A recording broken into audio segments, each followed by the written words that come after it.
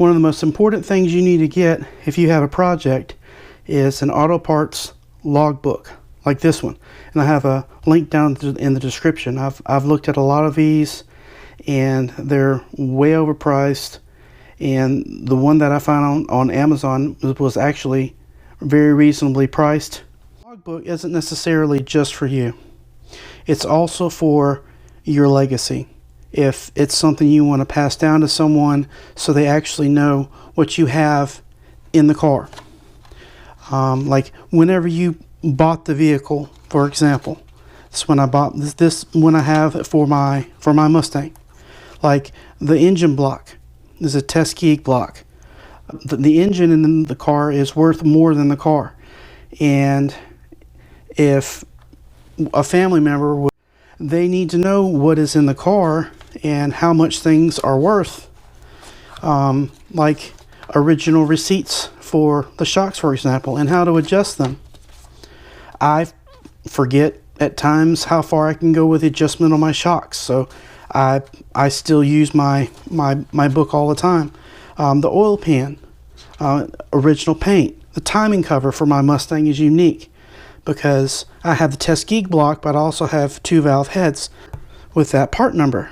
And there's lots of other details, like the kind of pistons, 10cc over pistons, DSS pistons, and the part numbers for them, the kind of bearings I put in it, ARP studs, things like that, and the actual part number for the block, like I said before, and what I built the engine for, what the capabilities for the engine are in my book.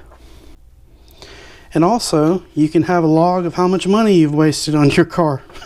I wouldn't say wasted, but I would say wasted to a certain degree, because I would say my car I just needed to put a supercharger and have been done with it instead of trying to build the engine for all these years.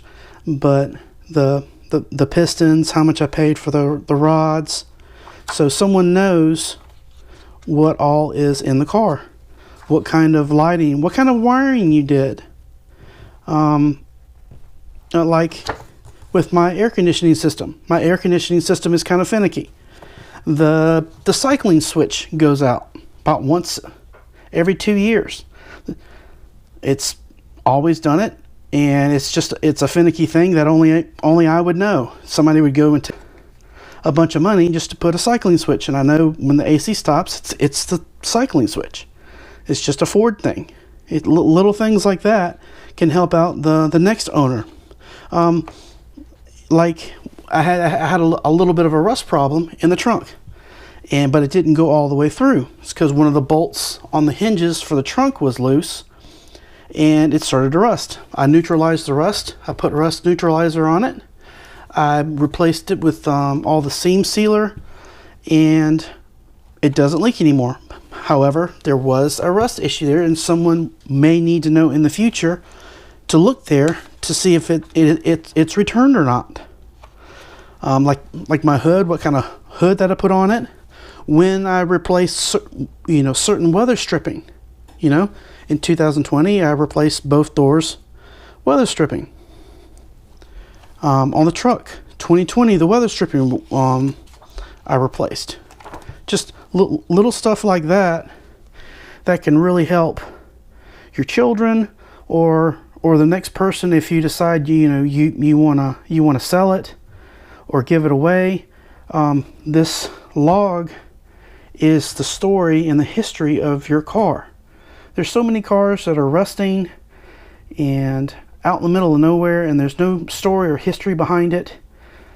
Get yourself a logbook, especially if it is something that you want to hand down and you want your children to continue the legacy with it, or heaven forbid it gets sold, the next person doesn't have so many problems, and they know what they have, they know they're not getting ripped off. Or if you have a younger child and something happens to you and the car's still around, someone doesn't rip them off.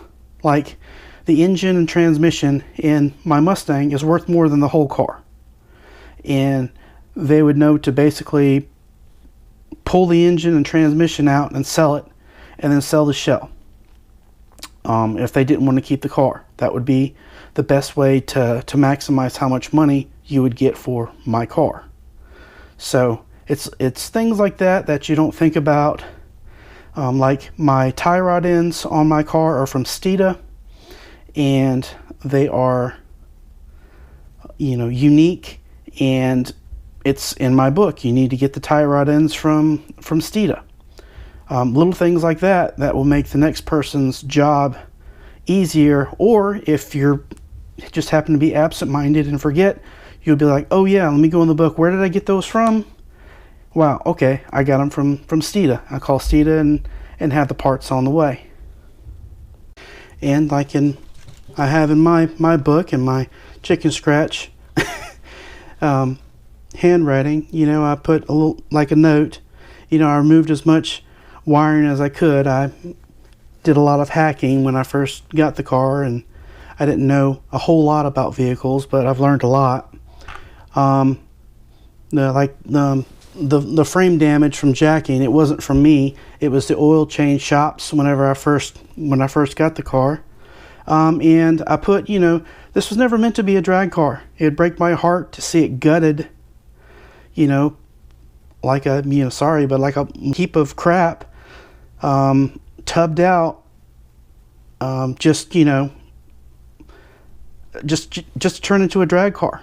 The joy of a sports car is for the driver, not the eyeballs of the others. That's why I try not to judge other people's vehicles whenever I see them, even though sometimes some things people do is quite ridiculous.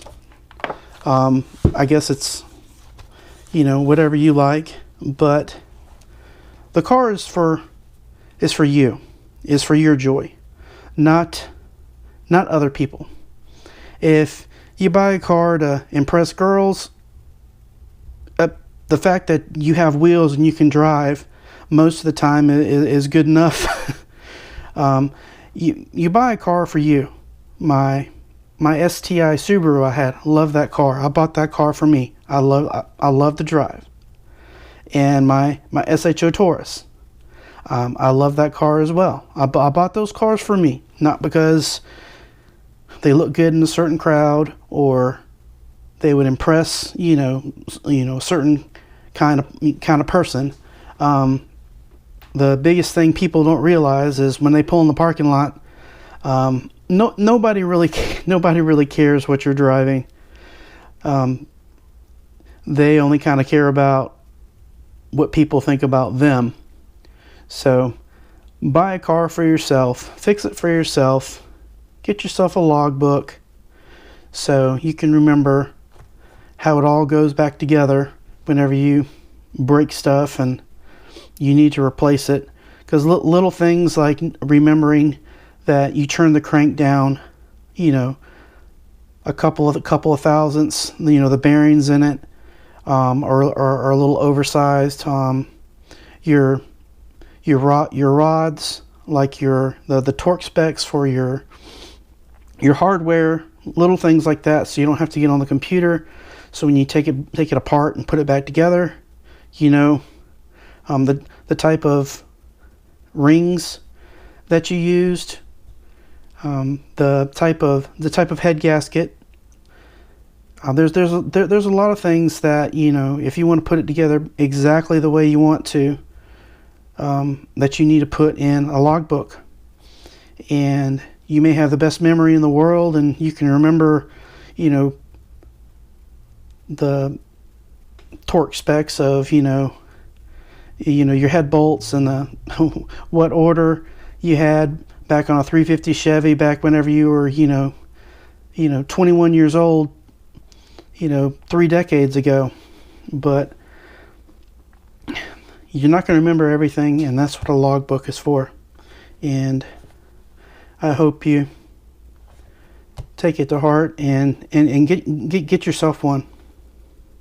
Thank you for those who have joined and subscribed to the Swamp Fox family.